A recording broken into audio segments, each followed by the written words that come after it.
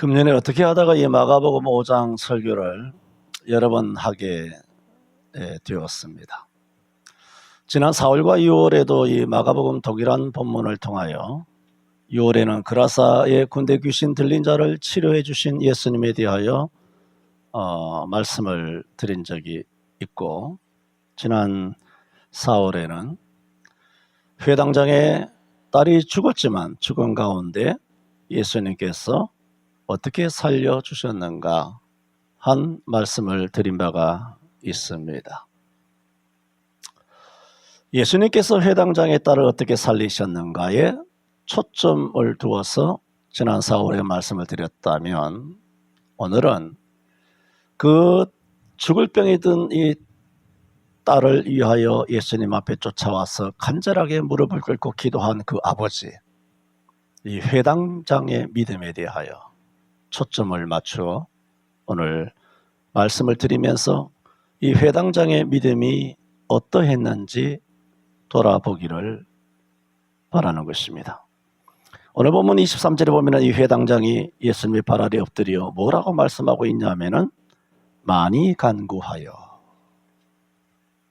했습니다.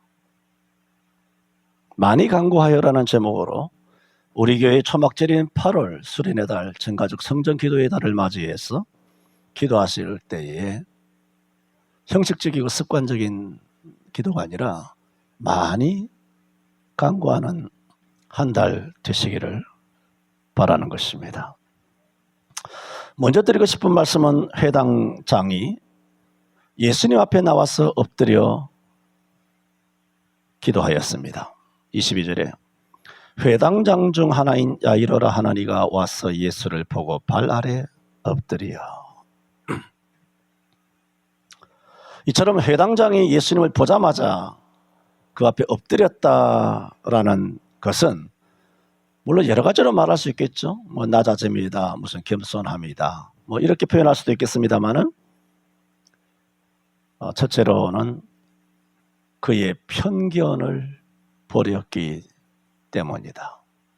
그의 예수를 향한 그 시대의 편견을 버렸기 때문에 예수님을 만나자마자 예수님 앞에 엎드려 절을 할 수가 있게 되었다는 말씀으로, 첫 번째 드리고자 하는 말씀은 그렇죠. 편견을 버리셔야 예수 발 앞에 엎드릴 수 있다는 겁니다. 뒤집어서 왜 우리가 예수님 발 앞에 엎드리지 못하는가? 편견 때문입니다.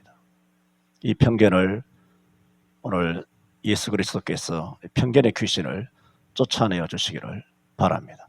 오늘 이 시대는 사람들이 얼마나 똑똑한지, 얼마나 수많은 정보의 바다에 노출되어 있는지, 그게 다 자기 생각인 줄 알아요. 자기가 걸러내고 그릇망에 걸러내고 생각들을 다 담아서 쭉쭉쭉 짜가지고 진액을 짜면 그래서 내 것이 딱 되면 그게 내 건 줄 알아요. 그게 귀신이라고요. 정수라고 생각한 그 생각들이, 사상들이, 가치관들이 귀신이란 말입니다. 아닐 수도 있겠지만 그런 긴 것이 훨씬 많다는 말씀입니다. 당시 유대 사회에서 종교적 법적인 최종적인 권위를 가진 조직은 여러분 아시는 것처럼 산헤드린 공의회입니다.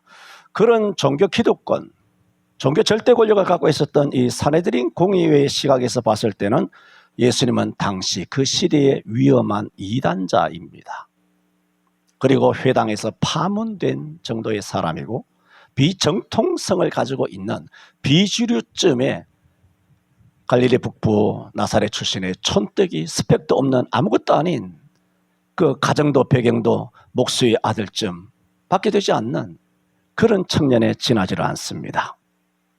이것이 뭔가 종교적 기득권자들의 편견입니다. 오늘 대한민국에도 종교적 기득권자들이 있습니다. 흔히 말해서 교단 총회라든가 아니면 지역 노회라든가 아니면 각 교회 안에도 당회라든가 이런 어떤 개교회에서 아니면 한국교회 전체에 이르기까지의 어떤 종교적 또 교회법을 최종적으로 행사하는 권위를 가지고 있는 그 조직들이 있습니다. 그 조직들은 과연 2000년 전 사내들인 그 총회라고 하는 공회가 종교적 편견을 예수에 대하여 가졌던 것처럼 오늘 성경에 대하여, 예수에 대하여, 교회에 대하여, 예배에 대하여 종교적 편견을 그 총회라고 하는 거대 결의 기구가 갖고 있지 아니할까 의문이 듭니다. 말씀드렸던 것처럼 이 5장은 예수님께서 갈릴리 바다의 디베라에 계시다가 저쪽 바다로 건너가서 그라사 지역으로 가니까 군대 귀신 들린 자를 만나서 군대 귀신 들린 자를 고쳐주시고, 오늘 본문은 다시 배를 타고 다시 돌아오신 거예요. 돌아오시니까 수많은 사람들이 예수님 바닷가에 계신다 하여 나왔는데 그 중에 한 사람이 딸아이가 죽게 되어서 주님 앞에 나와서 엎드린 그 사람이 바로 야이로다. 그 말씀을 드리고자 하는 것입니다. 그런데 이미도 4월 6월에 말씀드렸다고 하는 것처럼 강 건너편에 가서 그라사 지역에 군대 귀신 들린 자를 고쳐주셨을 때에 그 귀신들이 돼지가 있는 것을 보고 우리를 무적행으로 보내지 마시고 돼지떼에 들어가게 하소서 주께서 허하니 돼지가 비탈로 내려가서 몰수의 바다로 다 들어가서 몰사하거늘 보던 사람들이 이것을 마을에 들어가서 고하니 사람들이 다 나와서 그 광경을 보고 뭐라고 했습니까? 할렐루야, 이 귀신 들린 사람을 고쳐주셔서 감사합니다. 이 귀신 들린 사람은 우리가 여러 번 결박하였지만 그 고랑을 다 끊고 밤이나 낮이나 소리 지르고 우리가 어떻게 제어할 수도 없었는 우리 마을에, 우리 동읍면에 그야말로 수건 사업이었는데 예수 청년께서 고쳐주시니 감사합니다 한 것이 아니라, 돼지떼에 들어가서 귀신이 다 바다에 몰사했다는 그 말은 2000마리나 되는 돼지가 죽어버렸다는 겁니다. 경제적인 손실이 온 겁니다. 그들은 이 사실을 목격하고는 그 마음속에 결정하기를 예수를 더 이상 우리 마을에 두어서는 안 되겠다. 영적이고 신앙적이고 진리고 천국이고 내세고 그게 아니라 당장 돈이 필요한데, 당장 물질의 손해가 오면 안 되는데 예수가 더 있다가는 또 무슨 사달이 벌어져서 닭들이 떼죽음을 당할지, 소가 떼죽음을 당할지, 아니면 염소떼가 양떼가 소떼가 다 떼죽음을 당할지 그 결정하여 예수를 자기 마을에서 떠나시기를 강구하였다고 하였으니 그들을 보세요. 우리가 볼 때는 이렇게 어리석은 인생들이 다 있는가? 야, 어떻게 예수를 이와 같이 내칠 수가 있는가? 여러분, 이 그라사의 사람들과 달리 사마리아 사람들 보세요. 요한복음 4장에 예수께서 물 좀 달라 이 사마리아 사람 그 물동이를 내어 던지고 그 집에 들어갔지 않습니까? 그때 사마리아 사람의 소식을 듣고 와보라, 내가 행한 이 모든 일을 내게 고한 이가 바로 메시아가 아니냐, 내가 예수를 만났다 하여 성에 뛰어 들어가니까 이 남자 저 남자 갈아타고 온갖 윤리적으로 도덕적으로 더러운 이 여자였던, 손가락질 받는 이 여자였지만은 이 여자가 와서 대낮에 와서 예수 만났다고 하니까 사람들이 충격을 받기를, 저 여자가 예수를 만나고 메시아를 만나고 은혜를 입지 않고서는 저렇게 얼굴을 대낮에 내놓고 우리 앞에 와서 저렇게 고함을 칠 수가 없다 하여 예수를 만난 다음 많은 사람들이 은혜를 받고 다 오히려 뭐라고 그럽니까? 그 사마리아에 머물기를 원했어요. 유대인들이 욕하는 사마리아, 개보다 못하게 취급받는 사마리아 사람들은 예수가 자기 마을로 들어왔을 때 그것도 창기 같은 여자를 통하여 알게 된 이 예수, 자기 마을로 들어온 이 예수에게 예수님이 함께 머물기를 원하며 나중에는 이 여자 때문이 아니라 예수 때문에 온 마을이 예수 믿고 구원을 받게 되었더라. 온 마을이 예수 믿고 구원받게 된 것에 반하여 그라사의 마을은 예수를 떠나가라는 겁니다. 오늘 한국교회는 그라사의 교회일까요? 사마리아의 교회일까요? 저와 여러분은 그라사에 있는 마을 주민일까요? 아니면 사마리아에 있는 마을 주민일까요? 그라사 사람들이 예수를 자기 성읍에서 떠나기를 원한 것은 무슨 편견인가요? 무슨 편견 때문에 예수님에 대하여 낙인을 딱 찍어놓고 가세요, 다시는 우리가 서로 아는 체 하지 맙시다 하고 손절을 했나요? 무엇 때문인가요? 이해 득실 때문입니다. 이해 득실의 편견. 예수가 있어서는 사업이 망하겠구나라는 편견입니다. 예수가 있으면 경제적으로 망하겠구나. 그래서 세상 사람들이 입을 대는 거 11조 입을 자꾸 대는 것이 뭐냐면 그걸 내라고 하면 10분의 1이 나가니까 손해본다는 겁니다. 자주 말씀드린 것처럼 11조 안에서 망한 사람은 이 땅에 수두룩하지만 11조에서 망한 사람은 이 땅에 하나도 없습니다. 신기하죠? 하나님의 계산은 신기합니다. 11조하면 엄청나게 복을 받는 거예요. 복을 받으려고 하는 것이 아니라 복 받아서 마땅해야 될 거 아니야. 대한민국 백성으로서 대한민국 선진국에서 태어나서 선진국에서 온갖 교육의 혜택을 받고 문화 혜택 받았으면 남자는 군에 의무를 해야 되고 납세 의무를 해야 되고 근로의 의무를 해야 될 거 아니야. 집구석에서 팽팽 놀고 일도 안 하고 캥거루족 족같이 돼가지고 늙은 부모가 뼈 빠지게 벌어온 것을 가지고 젊은 청년들이 처먹고 산다면 죄악이지.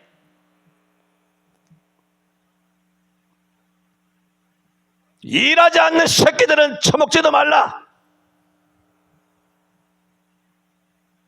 밥이 먹고 먹으러 넘어가냐? 진급 축하합니다. 과장이에요? 할렐루야. 진급에다가 승진에다가 할렐루야.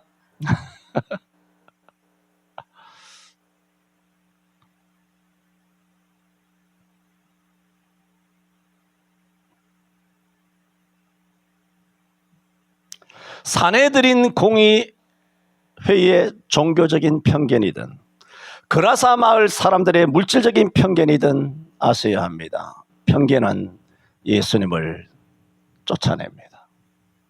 예수님께 절대로 오게 하지 못합니다. 예수님을 떠나시게 합니다. 교회 바깥에서 교회가 뭔지도, 예수가 뭔지도, 11조가 뭔지도, 예배가 뭔지도, 하나님이 뭔지도, 목사가 뭔지도 모르는 인간들이 교회에 발도 들여놓지 않는 이유, 또 발 들여놨다가 금방 나가는 이유, 편견입니다. 예수를 그라사인 사람들이 예수를 안 봤습니까? 여러분 예수 본 적이 있습니까? 그런데 그라사 마을 사람들이 예수를 직접 눈으로 목격했어요. 예수님의 그 엄청난 기적을 눈으로 목격했어요. 목격했는데도 귀신 들린 그 귀신이 마을 사람들이 오히려 들어갔더라는 겁니다. 교회 안에서는 귀신이 역사하지 않을까요? 교회에 와서 올바로 예수를 만나면서 모든 편견을 내려놓고 예수님을 영접해야 되는데 그 편견 때문에 오히려 자기가 교회를 나가버리는 겁니다. 귀신 들리는 것이죠. 귀신이 과연 돼지떼에 들어갔을까요? 그 귀신이 그라사 마을 사람들의 가치관 속에, 마음 속에 쑥 들어갔을까요? 여러분 세상 사람들을 보십시오. 교회가 저들에게 돈 빌린 것도 아니고 사기친 것도 아니고 예수가 저들에게 무슨 나쁜 영향을 준 것이 아니고 도리어 이 70억 80억 전 세계 인간은 예수 때문에 인권을 가지게 됐고 예수 때문에 자유를 누리고 예수 때문에 민주를 경험하면서 누릴 거를 다 누리면서 살아가지만은 희한하게도 편견에 사로잡힌 이 세상 사람들은 마치 예수를 만나면, 교회를 만나면, 목사를 만나면, 예수 믿으라 그러면 마치 철천지 원수라도 만난 것처럼 예수와 목사와 교회를 싸잡아 욕하고 있습니다. 편견입니다. 더러운 편견입니다. 또 유독 11조에 대한 편견이 많다 말씀드렸습니다. 이런 사람들은 자주 말씀드렸듯이 꼭 보면 한 번도 11조 안 한 인간들이 희한하게 입에 거품을 물고 11조 욕하고 교회 욕하고 목사 욕하는 것을 봅니다. 11조 욕하는 사람들 한번 물어보세요. 11조 한 경험이 있느냐? 100% 없습니다. 욕하는 거 한번 들어보세요. 11조 한 적이 있냐? 교회가 너한테 돈 꾼 거 있냐? 교회가 너한테 뭐 피해 준 거 있냐? 예수가 너한테 뭐라고 하던데? 사투리로 물어보세요. 무슨 피해를 입으셨는지. 무엇 때문입니까? 거짓이란 편견에 사로잡혔기 때문입니다. 점잖은 표현입니다. 성경 그대로의 표현을 빌리자면 귀신 들린 것입니다. 그렇습니다. 어떤 편견이든지 간에 사로잡히게 되면 예수님께 나오지 않습니다. 교회에 발을 들여놓지 않습니다. 교회에 발을 들여놓다가도 바로 유턴해 나가버립니다. 더더욱 회당장처럼 예수님께 나와 땅바닥에 엎드려 절하지 않습니다. 회당장은 22절에요. 예수를 보고 발 아래 엎드려. 이게 무슨 말입니까? 예수를 보고 발 아래 엎드려라는 이 말은 예수를 보자마자 그 얘기예요. 예수님을 알아보자마자 뭐 말이 필요 없어요. 영권이고 뭐가 없어. 영권은 후차적인 문제고 일단 예수님을 알아보자마자 아 이분이 예수구나. 그렇게 마음에 확신이 오자마자 그 앞에 굴복한 거예요. 그래서 예수님께 나와 엎드려 많이 간구하였다는 것입니다. 회당장은 이렇게 예수를 보자마자 그 앞에 엎드려 절을 하였다는 것은 회당장이 살고 있었던 아까 말씀드렸던 것처럼 종교의 기득권자인 당시의 사내들인 정치, 종교적인, 법적인 그런 사람들의 결정이라고 하는 그 당시의 시대 사람들의 주류 사상에 경도되지 않았다는 겁니다. 속지 않았다는 겁니다. 총회의 결의에 속지 않았습니다. 정부 실책에 속지 않았습니다. 시대 정신이라고 하는 낡아 빠진 사기 이 의회에 속지 않아. 뭔 놈의 시대 정신이야? 타락한 정신.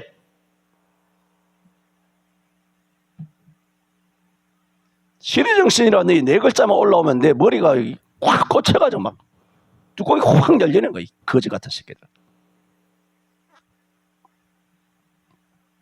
시대의 편견, 여론과 언론, TV에서 조장하는 거짓 편견에 회당장이 사로잡히지 않았다는 겁니다. 왜 오늘날 기독교인들이 이와 같이 교만한가? 왜 오늘날 기독교인들이 예배를 지멋대로, 뇌피설대로, 머리에 자기 대가리에서 나오는 대로 멋대로 예배를 파괴하고 멈추고 모였다 말았다 가라 오지 마라 문 닫아라 열어라 제 멋대로 하느냐? 이 시대의 거짓에 사로잡혔기 때문입니다. 또 이 회당장은 자기 속에도 사람은 편견이 있잖아요. 잘못된 생각들이 있거든요. 자기 속에 살아온 30년, 50년, 70년 살아오면서 이거 아니면 안 돼! 하는 건 거지 같은 편견에 사로잡히지 않았다는 겁니다. 인간들은 살다 보면 그런 게 있거든요. 이거 아니면 안 돼요. 그 성경이야. 야! 나 이렇게 살지 않아서 성경이자 말이야! 누가 너 이렇게 살았느냐 말았느냐 이거 아니면 안 돼. 나는 절대로 하지 않아. 그거 당신 것에 대해서는 아무런 관심이 없어. 성경이냐고.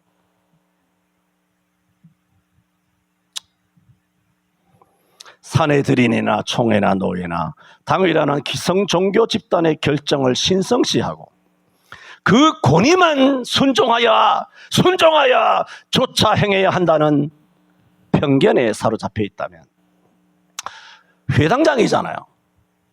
여러분 당시에는 회당에는 약 10명의 관리자가 있습니다. 회당에는. 그 중에 관리자 중에 3사람이 회당장이에요. 그러면 사내들인 공회와 그런 사람들도 다 인연이 있고 지연이 있고 다 서로 거래가 있고 왕래가 있고 다 얼굴 다 부딪히고 다 아는데 청와대 정무수석도 알고 사회수석도 알고 민정수석도 알고 왜? 다 이렇게 얼굴 마주치는데 이번에 뭐 각하께서 뭐 우한폐렴 때문에 교회 문을 좀 닫아 주셨으면 좋겠다고 하는데 목사님 협조해 주십시오. 사회수석이 기어 나와서 이 짓거리 하면 얼굴이 부딪히잖아. 이미 아니까. 그 어떻게 면전에서 안 됩니다. 우리는 뭐 신앙생활 해야 되기 때문에 절대로 할 수 없습니다가 아니라 나라가 그렇다면 애국해야 지요. 문 닫은 거예요. 뭐 때문에? 얼굴이 부딪히거든. 여러분 기도하세요. 우리나라 민정사회에 무슨 그런 수석들이 우리 교회 오지 않도록. 할렐루야. 거지 같은 것들 주여 우리 교회에 발을 못 디디게 하여 주옵소서. 왜? 얼굴이 부딪히면 사람이 약해져요. 그러므로 이 회당장인데 사내들인의 그런 결정에 불복하고 사내들이 내놓은 예수라고 하는 당시 젊은 청년 무명의 교사 예수 앞에 그 권위를 가지고 있는 회당 장점된 사람이 와서 거기에 철퍼덕하고 엎드려 소문 다 나는 거예요. 이제는 사회에서 매장을 당하는 겁니다. 여기 엎드려 절을 할 수 있다는 거. 첫 번째 말씀을 드린 것입니다. 편견에 사로잡히지 않았다는 것입니다. 디모데전서 5장 21절에도 하나님과 그리스도 예수와 택하심을 받은 천사들 앞에서 내가 너희에게 엄히 명하노니 너는 편견이 없이 이것들을 지켜 아무 일도 편벽되이 하지 말며. 편견은 사상, 가치, 생각 말해요. 편벽되게 하지 마라.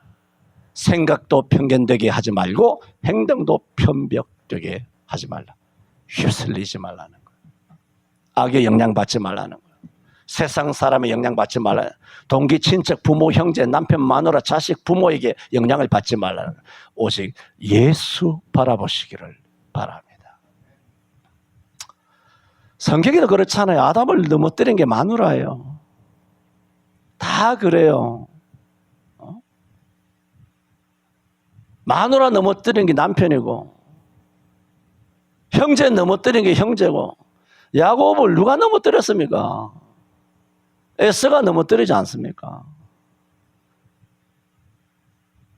아벨을 누가 넘어뜨리나요? 그 형제가 넘어뜨리잖아요. 형제를 불신조장해서 이제부터 형제를 원수로 생각하고 형제를 믿지 말라는 것이 아니라 주의하라, 깨어 있으라는 거예요.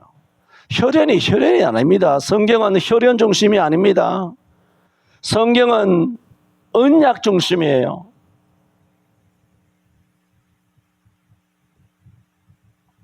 두 번째로 회당장이 예수님을 보자 발 아래 엎드렸다.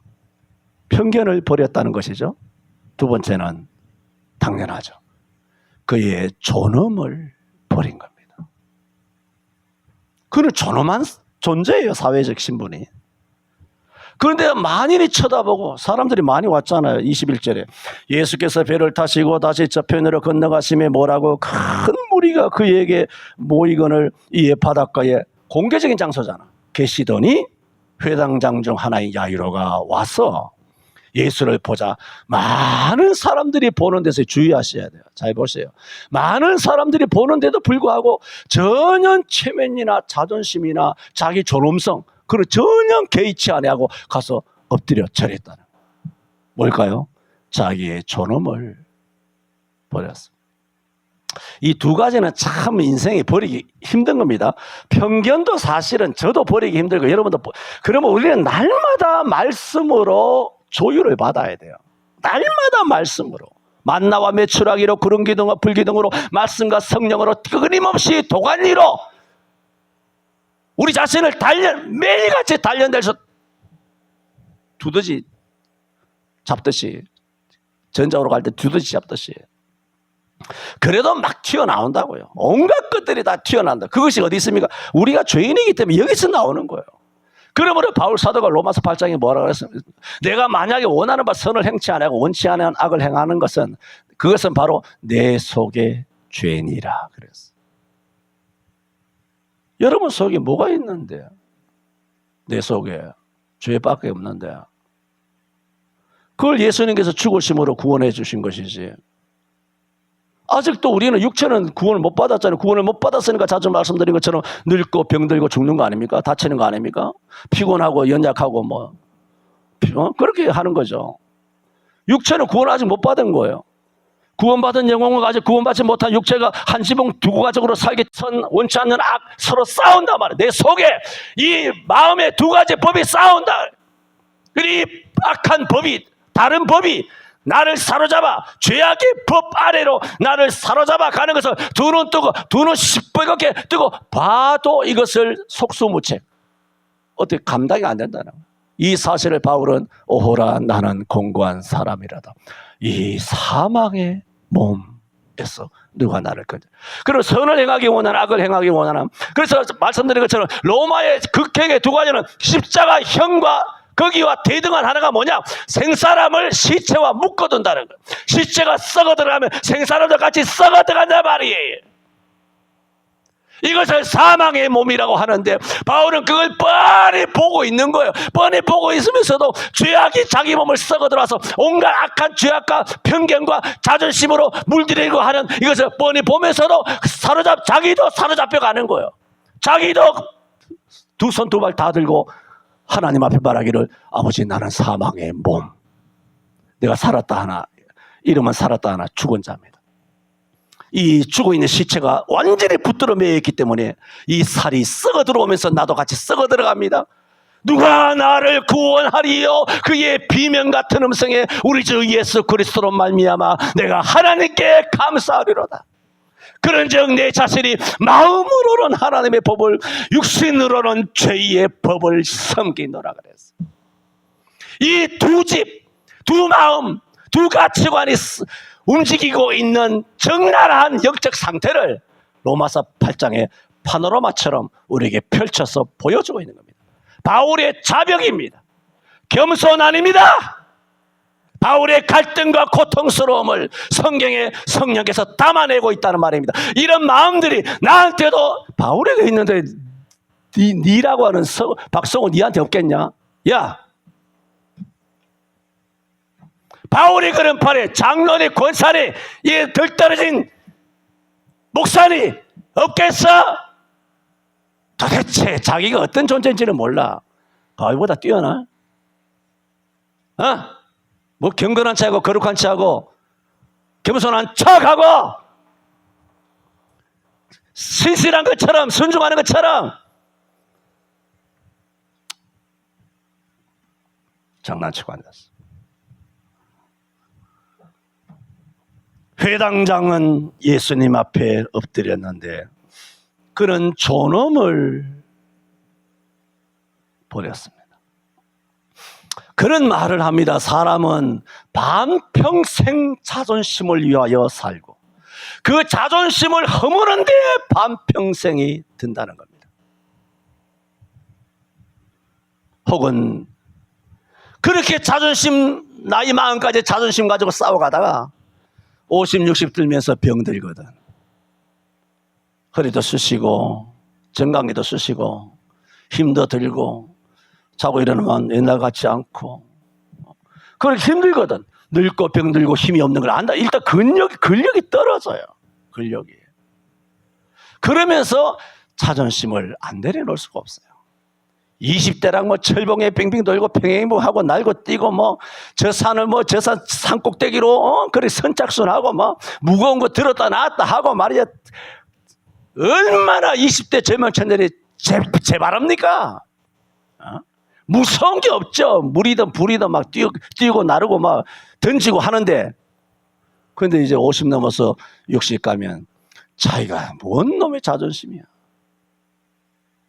내가 옛날 이야기입니다만 내가 고등학교 때 태권도를 할 때 있었는데 그 당시 도장에 열심히 다니면서 태권도를 할 때 그때 육군 소령이야. 그 당시는. 그는 내가 17살 요럴 때니까 육군 소령 같으면 35, 30대 한 중후반 되거든. 그 당시는 소령 달기가 더 어려웠어요. 요즘보다. 그래서 30대 한 중후반 돼 보이는. 그러니까 17살짜리 나이로 봤을 때는 그분이 20살이나 위니까 어른이죠. 그분이 도장에 오신 거. 사범님도 계시고 한데 도장에 쭉 있는데 그 말이 17살 때 들은 얘기지만 지금도 기억나요. 지금 생각하면 37살 같으면 뭐라도 씹어먹겠다 싶었지만은 지금 봤을 때는 37이에요.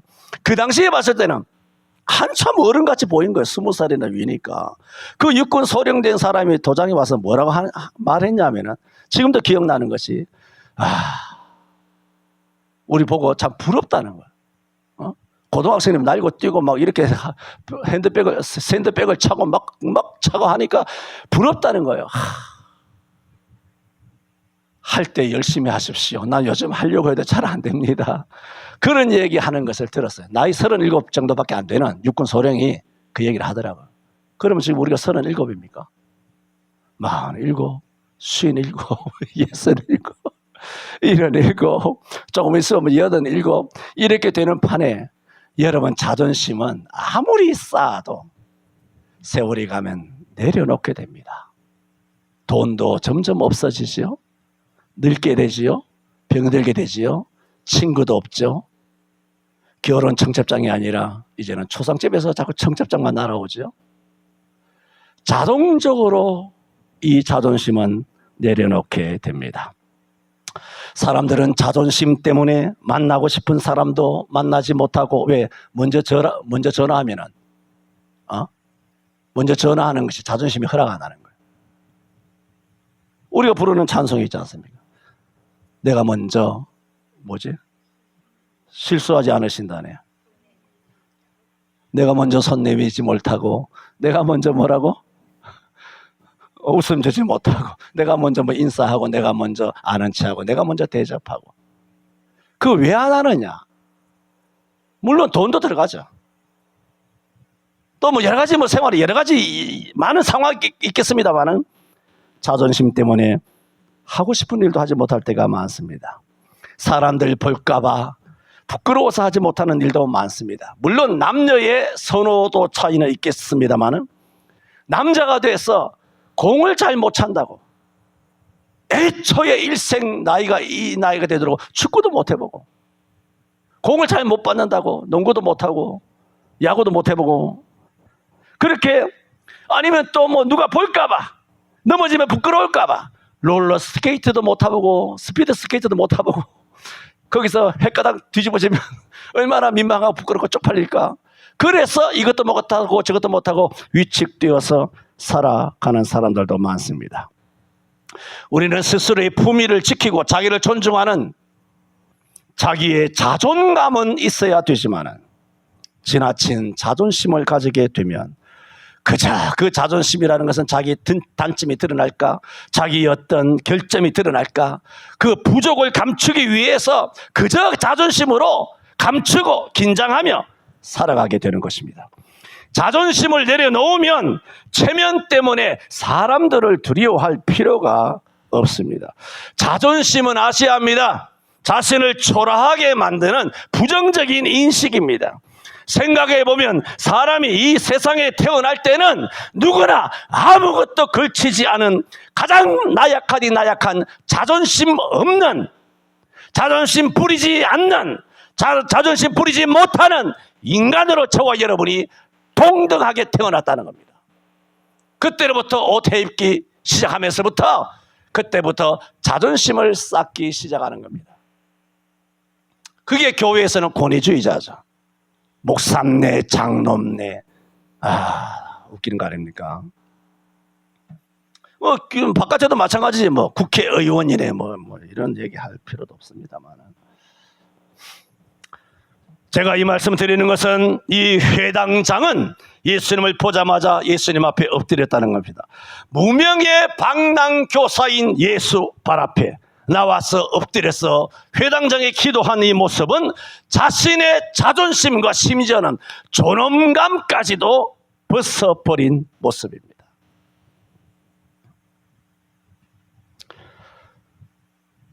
우리는 이 회당장 같이 하나님의 교회에 나와서 예배할 때, 예수님 앞에 나올 때 그렇게 해야 합니다. 하지만 사람들은 감히 하나님 앞에, 교회 앞에, 예배 앞에 나왔음에도 불구하고 이 자존심 때문에 통성기도를 못합니다.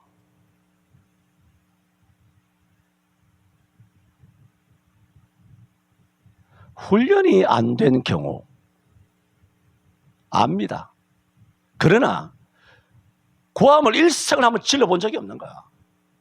나가면 고함 얘들아 고함 좀 하면서 하나님의 교회만 고함을 질러본 적이 없는 거야. 쭉 해본 적이 없는 거야. 그게 너무 낯선 거야. 나한테는 이질감이 드는 거야. 나는 내 스타일이 아니야. 성경이냐고 이 사람아. 네 스타일 물었어. 성경이냐고. 성경에 부르짖어 기도하지 마. 전부 다 지 스타일대로 교회 다니고 말이야. 예수 믿고 앉았어요.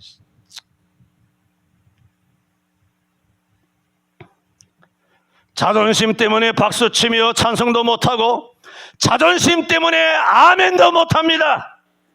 왜? 내려놓지 못하기 때문입니다. 한번 해보세요. 아멘! 아유, 목소리 보소.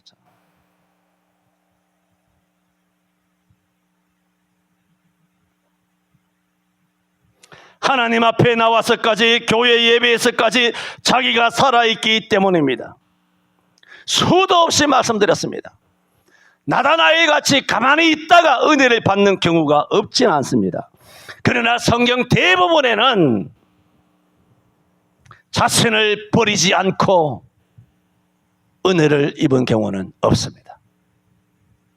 뽕나무에 올라가든지 무리로 가든지 지붕을 뚫고 가든지 예수님의 뒤로 가서 그 옷단을 붙잡든지 부르짖든지 사람들이 뭐라고 해도 주여 다윗의 자손이여 나를 불쌍히 여기셔서 구함을 치든지 사람들이야 뭐라고 욕하든 간에 그 시대의 사람들의 다수에 눌리지 않았습니다. 그 은혜 받는 방법이에요. 어떻게 하는 줄 아느냐? 제일 앞자리에 오는 거예요. 제일 앞자리에 와서 강사 목사님을 뚫어주라. 기도원에 가서 4박 5일 동안 뚫어주라. 무조건 아멘 아멘 하고 부르짖자 기도. 그렇게 하면 이게 되겠느냐 싶으지만 잠언 8장 17절에 나를 사랑하는 자가 나의 사랑을 입으며 나를 간절히 사모한 자가 나를 만날 것이라고 그랬어. 성격이 있잖아. 그렇게 막 부르짖으면 주님을 만나는 거 그거예요. 그거 안 하거든.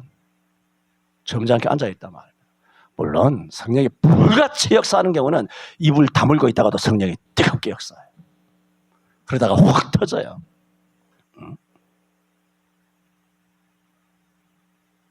다 자존심을 내려놓았습니다. 반면 여러분 아는 열왕기 5장에 나만 보세요. 나만은 문둥병이 들었습니다. 그래서 엘리사에게 가면 문둥병이 깨끗함을 입으리라는 걸 알았습니다. 그래서 처음에는 자기 자존심 때문에 자기 존엄 때문에 다시 자기 나라로 돌아가려고 했습니다.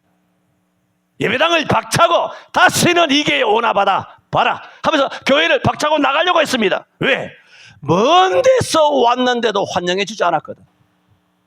자기가 국방부 장관인데 강대국에서 왔는데 엘리사는 코빼기도 안 보이고 사환을 보내가지고 요단강에 가서 7번 목욕하라고 합디다 하니까 그러니까 화가 머리 끝까지 나가지고 우리 아람 나라에 가면 아마나나 바르발이라고 하는 더 깨끗하고 더 좋은 강이 널려 있는데 이 더러운 요단강에 가서 목욕을 하라고? 그러다 수종 들던 종들이 주인이여 문둥병을 낫게만 해주신다면 더 어렵고 더 큰 일을 하라고 해도 했어야 될 판인데 뭔 말입니까? 그 말은 자존심 세울 때입니까? 지금 그 얘기예요. 지금은 예절이 어떠니 교양이 어떠니 나를 이따위로 대우하고 이따위로 날 대접하냐? 우리나라에 가면 좋은 집이 없는 줄 알아? 내가 지금 몇 평 아파트에 사는 줄 알아? 내 배우에 몇 천억 돈을 갖고 있는 사람인 줄 알아? 대한민국에서 내 유명한 사람인데 내가 권력을 갖고 있는 사람인데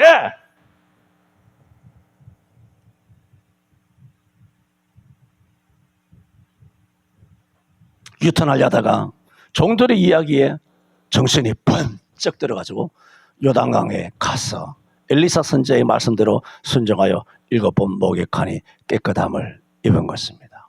왜 그가 처음에는 엘리사의 말에 반대했을까요?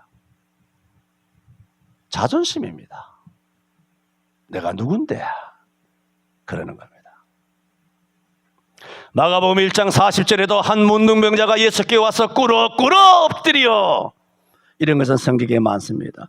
여러분 사람은 누구라도 타인에게 은혜만을 입고 살아가기를 원하는 사람은 없습니다.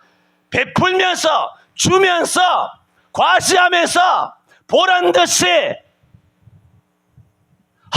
감사합니다. 원님 감사합니다. 선생님 감사합니다. 목사님 감사합니다. 장로님 감사합니다. 이렇게 사람들은 보란듯이 살고 싶어 합니다. 그러나 회당장은 하나님 앞에 나와서 하나님의 은혜를 입지 않고는 살 수 없습니다 하면서 자신의 모든 자존심을 내팽개치고 예수님 앞에 엎드린 겁니다. 왜 엎드릴 수 있었느냐? 편견을 버렸기 때문입니다. 두 번째는 자존심을 버렸기 때문입니다. 마지막 세 번째로 회당장은 직접 왔습니다. 사자를 보내지 않고 직접 왔습니다. 이것이 뭘까? 간절함이죠. 회당장쯤 되면 누굴 보내도 되지 않습니까? 그래서 성도들은 기도한다 말합니다. 또 다 기도한다고 합니다. 그러나 그 기도를 들여다보면 간절히 기도하는 사람도 있고 기도하다가 마는 사람이 있습니다. 간절히 기도하지 않고 간절한 척 같았는데 기도하다가 말면 그 기도를 두고 간절한 기도라고 누가 평가하겠습니까? 기도하다가 안 되면 기도를 하긴 해요. 들어주시기를. 안 되면 내가 다른 것을 통해서 하면 되지. 다른 데서 돈을 꾸면 되지. 엄마한테 가서 돈 달라고 그럴까? 아니면 뭐 형제한테, 사촌한테, 직장 선배한테 가서 돈 꾸을까? 은행 가서 돈을 꾸을까? 기도하다가 안 되면 다른 것을 통해서 하면 되겠지라는 생각을 가지고 있는 사람의 기도를 누가 간절한 기도를 하겠습니까?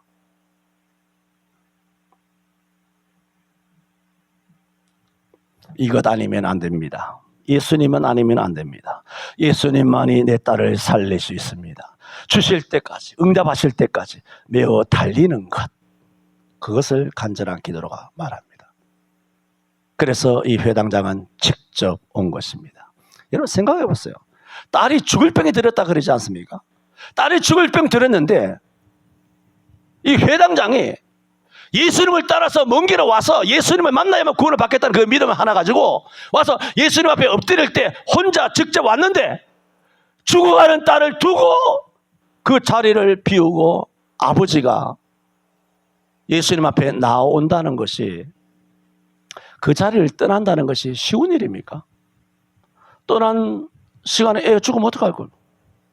떠난 사이에 임종도 모르고 끔찍한 일이에요. 소름 끼치는 일이잖아. 딸을 뒤에 남겨놓고 그가 직접 온 것은 간절함입니다. 또 그 누구도 오려고 하지 않았기 때문일 수도 있습니다. 그 누구도의 그 누가 예수님 앞에 가서 내 딸이 죽게 되었으니 가서 엎드려서 좀 부탁을 해라 했을 때 그 누가라고 하는 사람이 예수님을 만났다 하더라도 저 예수가 누구라고? 내가 뭐 처음 보는 예수, 젊은 청년 예수, 나랑 나이도 비슷해 보이는 예수, 별것 없어 보이는 스펙도 없고 지방도 없고 가정도 형편없는 그 젊은 청년 예수 앞에 가서 내가 굳이 엎드려서 전할 것까지 있냐? 그 소식만 딱 전하면 되겠지. 말씀드린다면 회당장처럼 이렇게 간절하게 기도할 수 있었겠느냐는 겁니다. 회당장의 이 간절한 마음을 그 누구도 전달할 수 없었고 예수 앞에 그 무릎을 꿇지 않았을 겁니다. 누가 죽을 병 들린 딸의 마음을 안고 있는 회당장 마음처럼 예수님께 나왔겠습니까? 그들이 예수님을 신뢰하는 여부와 관계없이 회당장의 심정으로 빌어줄 사람이 있을까? 믿을 수 없다는 것은 주지의 사실입니다. 그러기에 회당장이 직접 올 수밖에 없었습니다. 여러분 아셔야 합니다. 기도는 직접 하는 것입니다.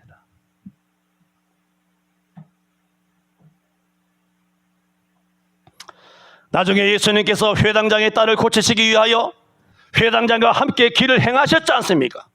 24절에 이에 그와 함께 가실새, 회당장과 함께 간다 말이에요. 주님께서 허락하셔서 그래 네 딸한테 가자 내가 살려주마 하면서 회당장과 함께 가실새 큰 무리가 따라가며 애워싸 밀더라. 우리가 말씀을 돌아본 것처럼 이럴 때에 35절에 회당장의 집에서 사람들이 와서 전달을 합니다. 보고를 합니다. 왜? 딸이 죽었다는 겁니다.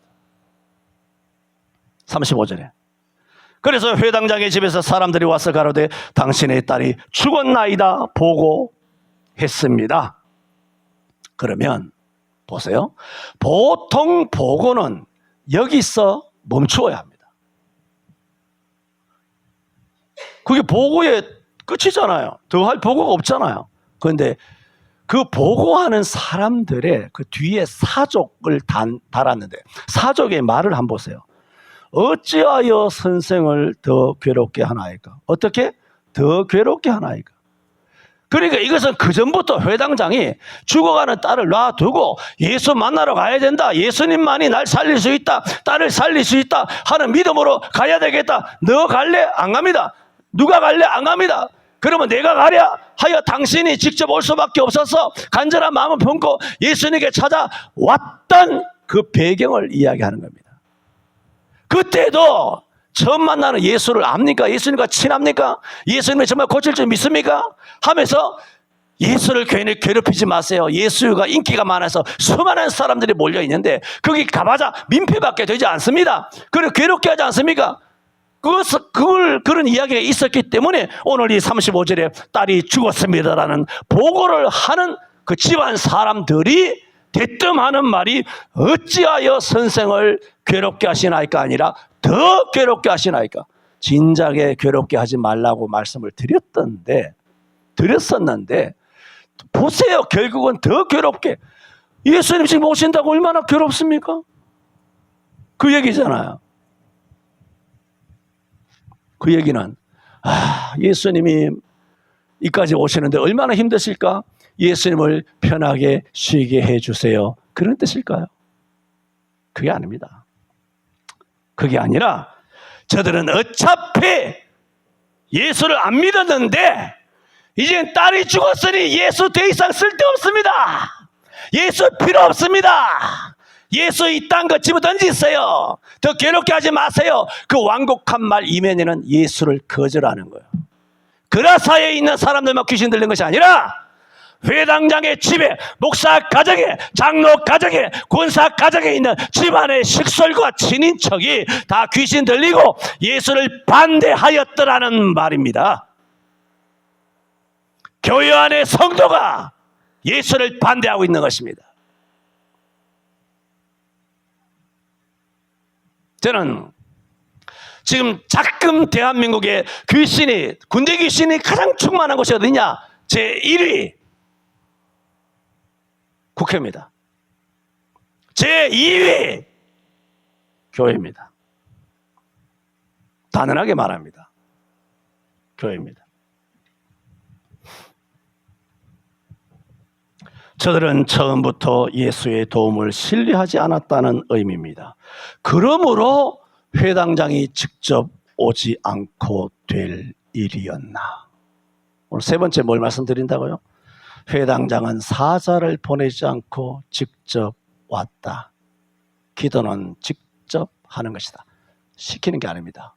목사님 저를 왜 기도해 주세요? 필요합니다. 바울도 기도해 달라고 했기 때문에 해야 되겠지만 핵심적인 것은 그 모든 기도는 내가 직접 기도할 때 목사님이 기도해 주시고 누가 기도해 주시고 하는 것이 시너지, 역사가 일어나는 것이지, 자기는 봉헌의 귀신 들려가지고 이 그라사 사람들처럼 회당장 집안에 이 집안 꼴에 있는 사람들처럼 보고하는 사람들처럼 예수에 대한 전혀 신뢰도 갖고 있지 않으면서 공짜 심리에 빠져가지고 날 위하여 기도해 주세요.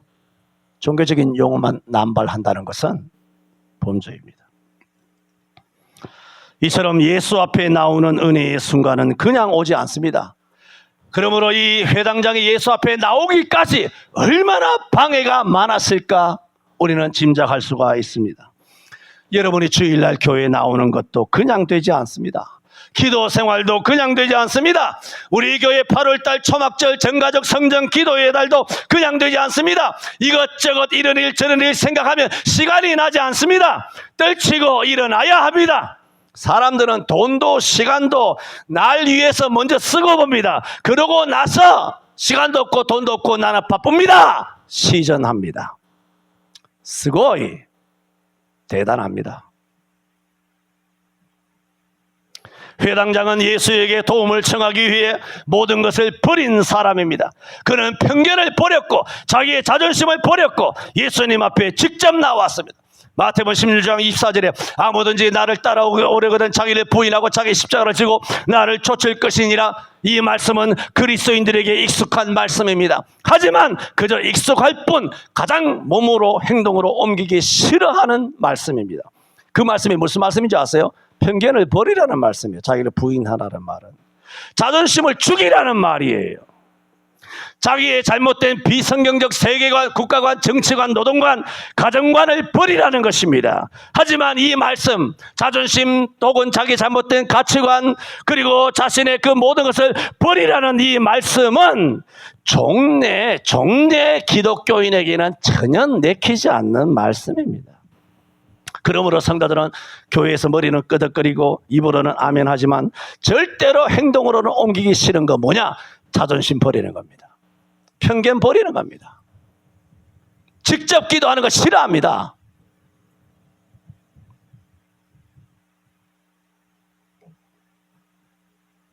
이런 자들이 오늘도 예배한다고 예배당을 꽉 메우고 있습니다.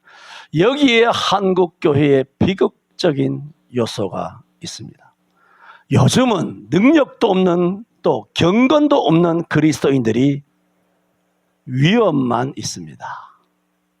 교회마다 장로들 보면 얼마나 위험천한지 뽕이 막 가득 차 있습니다.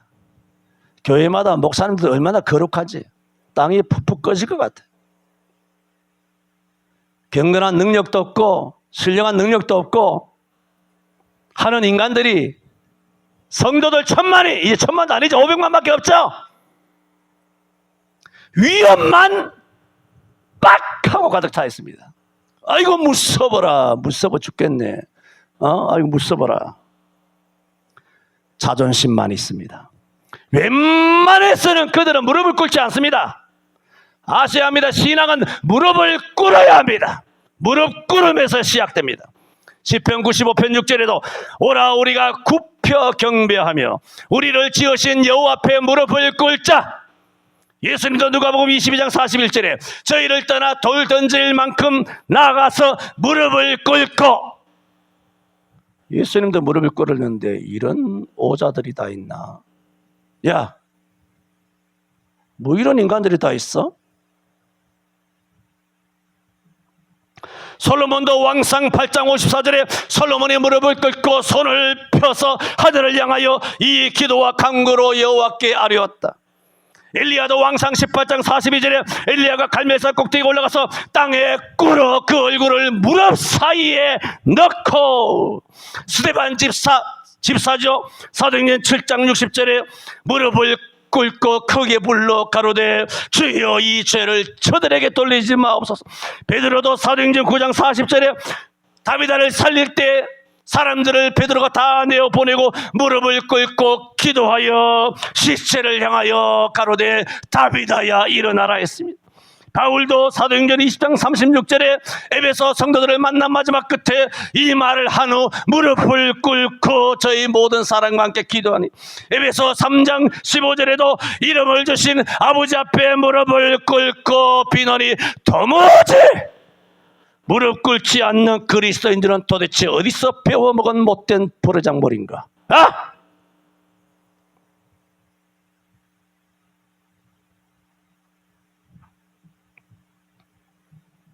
이 목사가 장로의 모습을 떠올리면 무릎 꿇는 장로의 모습, 무릎 꿇는 권사의 모습, 무릎 꿇는 집사의 모습, 무릎 꿇는 청년들의 모습을 보고자 하는 것이 이 목사의 욕심인가요? 8월은 수련의 달입니다. 회당장처럼 편견과 자존심을 내려버리고 처음 보는 그야말로 방랑하는 무명의 교사 예수 처음 만나는데 그 앞에 그대로 엎드려서 직접 나와서 자존심과 편견을 다 내어버리고 무릎 꿇고 많이 간구하였던 회당장처럼 많이 기도하는 8월이 되시기를 축원합니다. 기도합니다.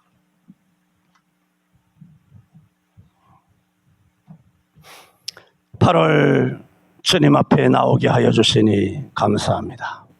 8월 초막절 주시니 감사합니다. 설의 날 전가족 성전 기도의 달 주시니 감사합니다. 자신의 생각과 형편에 절어서 이 말씀도 귀에 들어오지 아니하고 자기 염려와 근심에 쌓여서 예수님도 눈에 들어오지 아니하고 자존심과 편견도 버리기 싫어서 무릎도 꿇지 않는 그런 우리의 못된 신앙의 습관들을 용서하여 주옵소서. 회당장의 믿음의 행동처럼 이 8월에 우리 서울성천교회 모든 성도들의 믿음의 행동도 닮아가게 하여 주옵소서. 예수님 이름으로 기도하옵나이다. 아멘.